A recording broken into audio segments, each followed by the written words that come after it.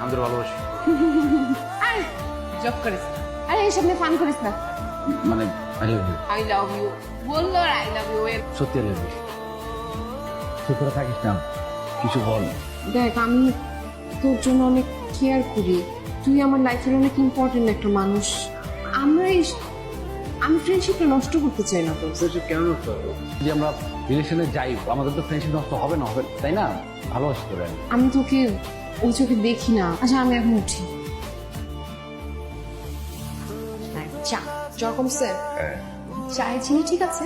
হ্যাঁ ওকে আমি তাহলে যাই, বাসায় যাই। ঠিক আছে। আচ্ছা সায়েম, আমি আপনাকে কিছু কথা বলতে চাচ্ছিলাম। কি কথা? আপনি সেদিন ছাদে আমাকে একটা কথা বলছিলেন না? আমি তো কত কথাই বলি, সব তো মনে থাকে না। না, আপনি বলছিলেন যে আপনি আমার স্পেশাল কেউ হতে পারেন কিনা। আমার মনে হয়